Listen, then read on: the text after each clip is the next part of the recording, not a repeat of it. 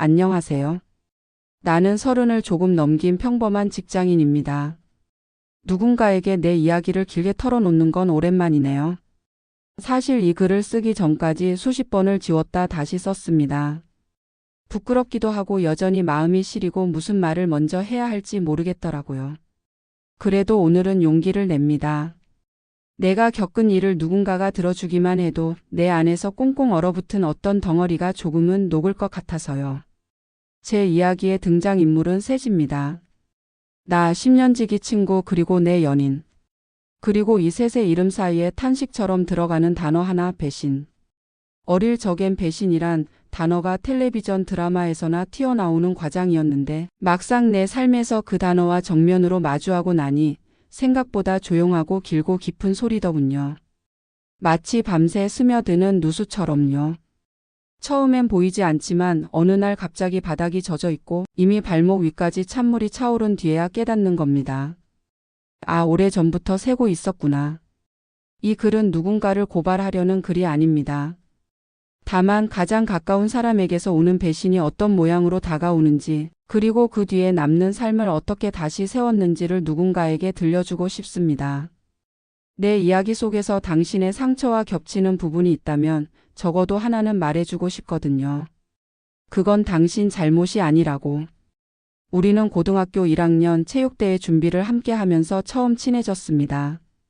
그 친구는 말수가 적고 무뚝뚝했지만 일을 맡기면 끝까지 해내는 사람이었어요. 저는 달리기 잘하고 그는 줄다리기 포메이션을 짜는데 귀신 같았죠. 서로 다른 재능이 맞물리면서 자연스럽게 붙어 다니게 됐고 그때부터 제게 친구라는 단어는 곧 그 사람을 뜻했습니다. 대학은 서로 다른 과를 갔지만 동네 같은 고시원 생활을 했습니다. 새벽에 컵라면을 나눠 먹고 아르바이트 끝나고 돌아오는 길에 편의점 앞에 앉아 시시껄렁한 농담을 던졌죠. 제겐 알코올보다 그의 말이 더 취하게 만들 때가 많았습니다. 야, 우리는 실패해도 같이 망하자. 그 말이 왜 그렇게 든든했는지 모릅니다. 같이 망하자는 약속은 사실 같이 살아보자는 약속이었거든요. 군대를 다녀오고 취업 준비를 할 때 우리는 같은 도서관 창가 자리에서 하루를 시작했습니다. 점심은 삼각김밥, 저녁은 충무김밥. 요일별로 수첩에 자투리 돈을 적어가며 이번 주 남는 돈으로 영화 한 편 보자고 약속하곤 했습니다. 저는 그에게 집안의 골치 아픈 이야기까지 털어놓았고 그는 제 이야기를 낙서처럼 받아 적어 다음날 돌려주곤 했습니다. 오늘은 잘 버텼다는 둥, 내가 웃어서 내가 산다는 둥. 그는 제 가장 외로운 시간을 기록해 준 사람이었습니다. 취업 이후에도 우리의 생활 반경은 겹쳤습니다. 퇴근 후 맥주 한 캔에 하루를 내려놓고 주말엔 낚시나 자전거를 탔죠. 서로의 연애를 응원했고 이별을 치유해 줬습니다. 그가 잠깐 만났던 누군가와 헤어졌을 때 저는 새벽 3시까지 운전대를 잡고 그의 집 앞을 서성였습니다. 그가 제게 해준 시간들을 갚는다는 심정으로요. 그때 저는 확신했습니다. 이 우정은 평생 갈 거라고. 사람의 마음이란 참 이상합니다. 우리가 매일 다짐하는 것들은 오히려 쉽게 부서지고 아무 말 없이 지키는 것들은 오래 갑니다. 저는 평생이라는 단어를 입 밖으로 꺼내본 적은 없지만 마음으로는 이미 그와 형제의 시간을 살고 있었습니다. 그래서였을 겁니다. 나중에 그가 내 삶의 심장을 정면으로 건드렸을 때 저는 한동안 피도 울분도 나오지 않았습니다. 너무 깊이 너무 오랫동안 믿었으니까요. 그녀를 만난 건 회사 선배의 소개였어요. 너랑 잘 맞을 거다라는 말은 소개팅에서 늘 듣는 상투적인 대사지만 그날은 달랐습니다. 약속 장소에 먼저 와 있던 그녀는 의자 등받이에 코트를 걸어두고 컵에 얼음을 가득 채운 뒤 물을 천천히 따르고 있었어요. 차분하고 정돈된 입술, 무언가를 급히 문 닫지 않는 사람의 손놀림. 첫인상이 좋았다고 말하면 부족합니다. 마음이 슬그머니 내려앉는 기분이었거든요. 내 안의 소음들이 줄어드는 느낌. 우리는 소리내어 웃지 않아도 눈썹이 움직이는 속도만으로도 충분히 대화가 되는 사람들이었습니다. 그녀가 좋아하는 책은 제 책장에 이미 꽂혀 있었고 제가 아끼는 영화의 대사는 그녀의 메모에도 손때가 묻어 있더군요. 비 오는 날 카페 유리창을 타고 내려오는 물길을 같이 세어보며 지금 이 순간을 저장해 두자고 장난처럼 말하던 그녀. 저는 그 순간을 정말 저장했습니다. 스마트폰 앨범이 아니라 심장의 안쪽 폴더예요. 연애는 늘 달콤하기만 하진 않죠. 서로의 일정을 맞추지 못해 다투기도 했고 사소한 말투 하나에 마음을 다치기도 했습니다. 그런데 이상하게도 그녀와의 싸움은 늘 정리되는 방향으로 흘렀습니다. 누가 더 잘났는지 누가 이겼는지 겨루는 싸움이 아니라 우리가 더 나아질 수 있는지를 묻는 대화였거든요. 싸움을 끝내는 건 늘 사과였고 다시 시작하는 건 늘 작은 약속이었습니다. 주말 아침 10시에 만나 공원 산책을 하자, 한 달에 한 번은 서로의 하루를 기록하자, 그런 약속들요. 자연스럽게 저는 내 인생에서 가장 소중한 두 사람을 만나게 했습니다. 10년 지기 친구와 그녀. 그날 저는 오랜만에 긴장했습니다. 친구가 내 사랑을, 사랑이 내 친구를 어떻게 볼지. 식탁 위초 한 개를 사이에 두고 둘은 오래전부터 알던 사람처럼 말이 잘 통했습니다. 친구가 농담을 던지면 그녀가 깔깔 웃고 그녀가 내가 모르는 얘기를 꺼내면 친구가 호기심 가득한 눈으로 물었죠. 저는 흐뭇했어요. 내 삶의 두 축이 자연스럽게 연결된다는 건 생각보다 큰 안도였으니까요. 그날 밤 친구에게서 메시지가 왔습니다. 야, 진짜 잘 만났다. 내가 저렇게 웃는 거 처음 본다. 저는 그 메시지를 오래도록 읽었습니다. 화면을 끄고도 눈꺼풀 안쪽에 그 문장이 남아 있었습니다. 그래, 우리가 이렇게 함께 잘 살면 되는 거야. 그날 이후 셋이 함께하는 일정이 자주 생겼고 별일 아닌 일상이 서로의 달력을 겹치며 흘러갔습니다. 퇴근길에 순댓국집, 토요일 오전에 브런치, 일요일 저녁에 영화. 저는 두 사람이 편해지는 게 좋았습니다. 우정과 사랑이 서로를 단단히 지탱해주는 구조, 그게 제가 그리던 삶의 모양이었거든요. 그런데 구조가 견고해 보일수록 작은 이음새가 더 중요하다는 걸 그땐 몰랐습니다. 우리가 눈치채지 못한 채 스르르 느슨해진 이음새가 하나 있었고 그 사이로 바람이 드나들기 시작했죠. 처음엔 산뜻했던 바람이 곧 문틈을 비집고 불어닥치는 겨울의 칼바람으로 바뀌리란 걸 그때의 저는 상상조차 하지 못했습니다. 모든 게 순탄해 보였던 시절은 오래가지 않았습니다. 셋이 함께 보내는 시간이 늘어나면서 저는 점점 묘한 이질감을 느꼈습니다. 처음에는 그냥 제가 예민해서 그런 줄 알았어요. 그런데 같은 장면이 반복되자 그게 단순한 기분 탓이 아님을 알게 되었습니다. 저는 분명 자리에 있는데 두 사람이 더 자연스럽게 이어지는 대화를 하고 있었습니다. 그들이 공유하는 웃음소리는 분명 제 앞에서 울려 퍼졌지만 이상하게도 제 귀에는 닿지 않았습니다. 그 웃음은 내 몫이 아니라는 걸 본능적으로 알아버렸거든요. 한 번은 이런 일이 있었습니다. 셋이 저녁을 먹다가 제가 잠시 전화를 받으러 나갔습니다. 그리고 다시 자리에 돌아왔을 때 두 사람은 제 얘기를 하고 있었습니다. 그런데 제가 들어오자마자 둘 다 갑자기 말을 멈췄습니다. 그 어색한 공기 속에서 저는 알 수 없는 차가운 기운을 느꼈습니다. 또 다른 날 주말 드라이브를 가던 길이었습니다. 라디오에서 흘러나온 노래에 대해 두 사람이 동시에 반응하며 이 노래 좋아하냐? 고 서로 묻고 웃었어요. 그 순간 저는 운전대를 잡고 있었지만 세상에서 가장 먼 곳에 홀로 서 있는 기분이었습니다. 저는 애써 농담처럼 말을 꺼냈습니다. 너희 둘이 더 잘 맞는 거 아니야? 두 사람은 동시에 웃으며 손사래를 쳤습니다. 무슨 소리야, 그런 거 아니야. 하지만 웃음 뒤에 남은 짧은 침묵은 제 귀에 오래 맴돌았습니다. 그때부터 저는 두 사람의 메시지 빈도를 눈여겨보기 시작했습니다. 밤 12시가 넘어서도 메시지 알림이 오갔습니다. 묻고 싶었지만 묻는 순간 제가 초라해질까 두려웠습니다. 그리고 무엇보다 두 사람을 동시에 잃을까 두려웠습니다.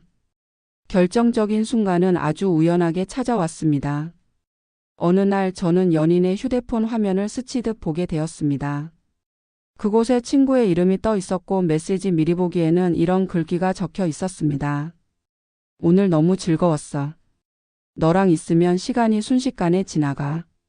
그 한 문장을 보는 순간 제 온몸이 얼어붙었습니다. 손끝이 차가워지고 머리가 텅 비어버렸습니다.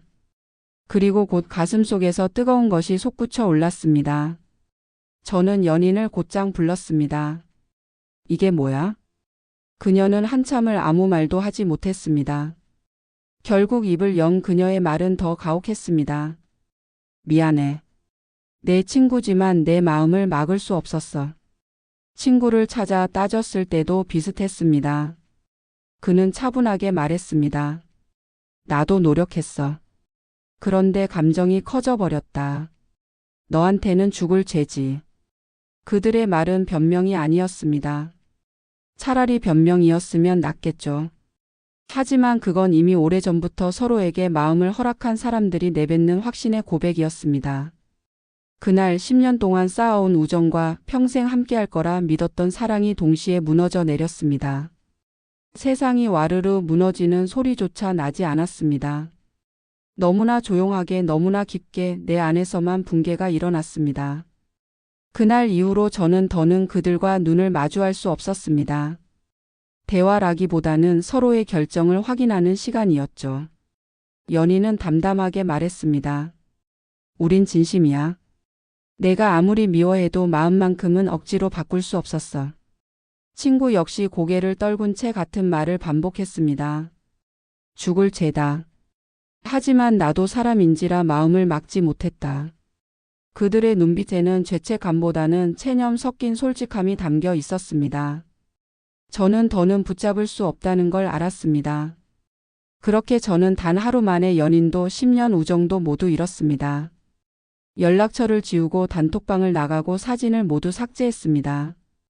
그러나 삭제로 지워지지 않는 것이 있더군요. 기억이었습니다. 길을 걷다 문득 들려오는 음악 한 소절, 지나가는 사람의 뒷모습 하나에도 그들과 함께했던 순간들이 살아나 제 가슴을 찔렀습니다. 친구의 집 앞을 무심코 지나칠 때 한때 새벽마다 들르던 기억이 떠올랐고 연인과 가던 카페 앞을 지나면 그녀의 웃음소리가 귓가에 맴돌았습니다. 사람은 결국 기억으로 살아가는데 그 기억이 송두리째 배신으로 덮여버리니 제 일상은 지뢰밭이 되었습니다. 그 후의 삶은 그야말로 붕괴였습니다. 잠이 오지 않았습니다. 새벽 4시까지 눈을 감아도 머릿속은 멈추지 않았습니다. 왜 하필 내 친구였을까? 왜 하필 내 연인이었을까? 수백 번 같은 질문을 떠올리며 이불을 걷어찼습니다. 회사에서도 멍하니 앉아 있다가 동료의 부름을 놓치기 일쑤였고 보고서에 오타를 내고 회의에서 질문에 대답조차 하지 못했습니다. 집에 돌아오면 더 참담했습니다.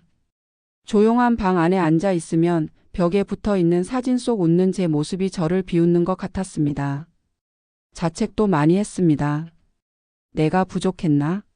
내가 연인을 덜 사랑했나? 내가 친구를 너무 믿었나? 하지만 곧 깨달았습니다. 사랑을 빼앗아간 건 제 부족함이 아니라 그들의 선택이었습니다. 그들은 내가 준 신뢰와 우정을 무참히 내던졌을 뿐이었죠. 주변 사람들은 제 편을 들어주었습니다. 그건 내 잘못이 아니다. 배신한 건 그들이지. 그 말들이 위로가 되었지만 상처는 쉽게 아물지 않았습니다. 배신은 칼보다 깊었습니다. 눈에 보이는 흉터는 남지 않았지만 마음속에는 잘 아물지 않는 상흔이 파여 있었습니다. 시간이 흘러 몇 달쯤 지났을 때 우연히 들려온 소식은 씁쓸하면서도 아이러니했습니다. 두 사람이 결국 헤어졌다는 거였어요. 처음에는 믿기지 않았습니다. 저를 버리고 함께한 그들이 오래 갈 거라 생각했거든요. 그런데 예상보다 빨리 끝났다고 하더군요. 사람들의 말에 따르면 두 사람은 끊임없이 싸웠답니다. 서로를 믿지 못했고 작은 일에도 의심이 생겼다고 했습니다. 결국 배신으로 시작한 관계는 배신의 그림자 속에서 무너져 버린 겁니다. 그 얘기를 들었을 때 제 안에서 미묘한 감정이 올라왔습니다. 안도 같기도 씁쓸한 조소 같기도 했습니다. 역시 그럴 수밖에 없었구나. 그때 깨달았습니다. 배신으로 맺어진 인연은 오래가지 못한다는 걸요. 두 사람은 제게서 모든 걸 빼앗아간 것 같았지만 사실은 스스로의 기반도 무너뜨린 셈이었습니다. 저는 그제야 조금은 자유로워졌습니다. 여전히 상처는 남아 있었지만 적어도 그 상처가 더는 피를 흘리진 않았습니다. 오히려 흉터가 되어 제 안에 자리를 잡았죠.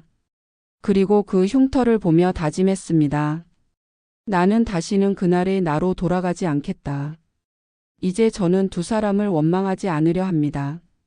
원망은 결국 저를 더 올가매는 족쇄일 뿐이라는 걸 알게 되었으니까요. 그들은 제 인생에서 필요 없는 사람들이었고 저는 다만 그 사실을 늦게 깨달았을 뿐입니다. 물론 여전히 믿음이 무너진 자리를 복구하는 건 쉽지 않습니다. 새로운 사람을 만나면 무의식적으로 거리를 두게 되고 예전만큼 솔직하게 마음을 내어주기 힘듭니다. 하지만 이 또한 시간이 해결해 주리라 믿습니다. 제가 이 긴 이야기를 들려드린 이유는 단 하나입니다. 혹시 저와 같은 경험을 한 누군가가 있다면 그에게 말해주고 싶어서예요. 그건 당신 잘못이 아니다. 당신이 부족해서도 사랑을 덜 해서도 아닙니다. 잘못은 오직 그 신뢰를 저버린 사람들에게 있습니다. 가장 가까운 사람에게서 오는 배신은 세상에서 가장 아픕니다. 하지만 동시에 그것은 우리가 가장 크게 성장할 수 있는 계기가 되기도 합니다. 저는 여전히 상처 위에 서 있지만 그 상처가 저를 더 단단하게 만들 거라 믿습니다. 언젠가 이 이야기를 웃으며 꺼낼 수 있는 날이 오겠죠. 그때가 되면 오늘의 이 긴 사연도 제 인생을 지탱해준 또 하나의 서사가 되어 있을 겁니다.